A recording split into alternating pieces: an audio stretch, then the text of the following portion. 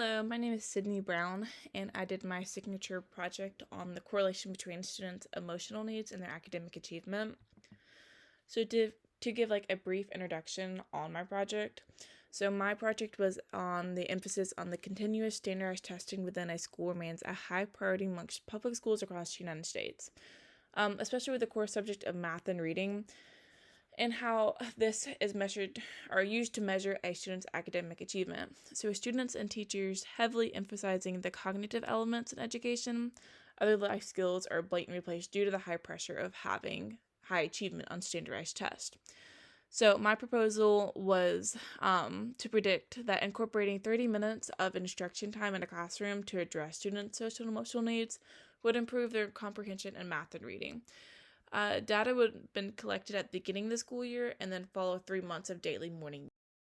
So there is a long list of pressing factors presented amongst students and educators, which all have a linkage to student outcome on their school performance. So when setting aside time in the classroom to work on student self-awareness, regulation, and motivation, it basically has a correlation between their higher grades and test scores amongst peers whose emotional intelligence is not sufficiently developed. At the school that I work at, grades have shown little to no academic growth in the STAR assessment, and the data that supports this has shown the correlation between the high emotional intelligence students showing exponential growth in their academics due to their emotional needs being sufficiently met. So my proposal was that if students' emotional needs were seen as equally as important as the core curriculum that educators are required to follow, that perhaps students' academic achievement would show growth and become better citizens. High emphasis on these subjects of specifically more math and reading. It's become more of a main objective in showing growth within our schools. Yet we have still shown little to no growth countywide, according to the STAR assessment in 2020. So there are various modes that the county looks at to collect this data, but the primary assessment that the county uses for elementary and intermediate schools is the standardized test for the assessment of reading, also known as the STAR assessment. So this STAR assessment is required through our county that I work at, and this assessment analyzes students' abilities and guides high-quality instruction to help students or teachers and administration to lead and better improve academic outcomes.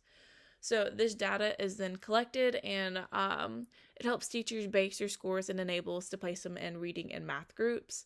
And even though these intentions are well thought out and are based on helping students' needs, it takes out additional time in their school day. Due to them being in small group and then on top of their regular daily schedule with their reading whole group, math whole group, social studies, writing, grammar, PE, and enrichment. So since our days are hyper-focused on ensuring that these math and reading have sufficiently had time for students days are cram-packed with instruction and gives little to no time to meet for students' emotional intelligence. So the purpose of my study was to address the insufficient student academic achievement due to their poor emotional intelligence. So essentially, if a student's emotional needs are not met, they would suffer academically. Two graphs in the upper left-hand corner, that's our STAR reading and STAR math scores. So it shows where our students were on state proficiency and who were not. These scores would have been referred back to at the end of the project to see if there was a correlation between academic achievement and their students' social emotional needs being sufficiently met. The method that was going to be used for this experiment was through a control group that would have any mode of instruction for emotional intelligence. So the researcher would use qualitative research to obtain the data, which would entail the first-hand observations, focus groups, and documentation. The STAR assessment would have been given to students at the beginning of the school year and then been retested after 3 months going through the STAR assessment to obtain a qualitative measurement. So during the research time span, the experimental group would partake in 30-minute morning meetings that would incorporate time to share experiences, greet each student, promote teamwork, and encourage students. There would have been a separate experimental group to be conducted that would, instead of 30 minutes of morning meetings, they'd partake in 10 minutes of journaling.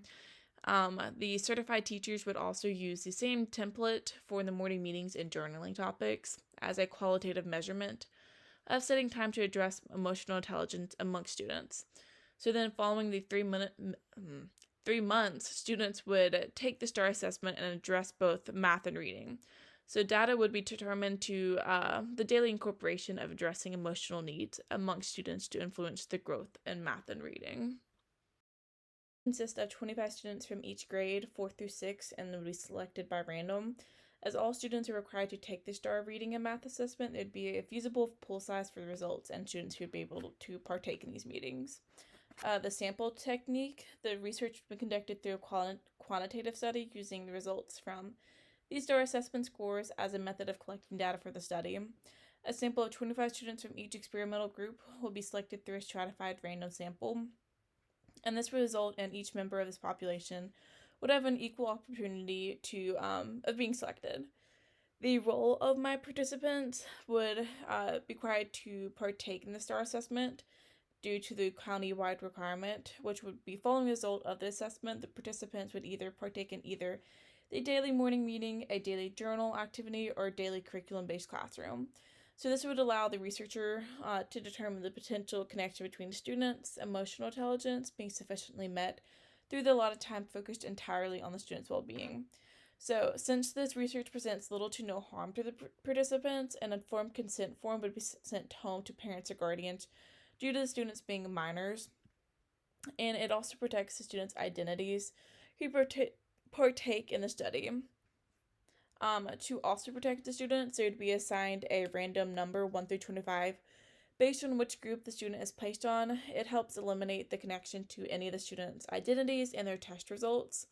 And then gaining insight on the link between students' emotional intelligence and their core academics, specifically in the subject of math and reading. This could tell me if positively impacting students' academic success is linked in the early stages of their academics. It also can improve curriculum mapping, student participation, and achievement, as well as an increase in positive impact on students' mental health. General education teachers from each grade level would work collaboratively to ensure that the morning meetings are planned effectively and efficiently.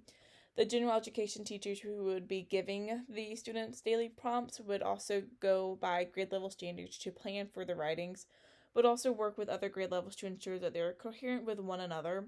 All of the instructors would be required to turn their weekly lesson plans into the administration to ensure reliability, but also ensures that each students are getting the effective instruction required for the study.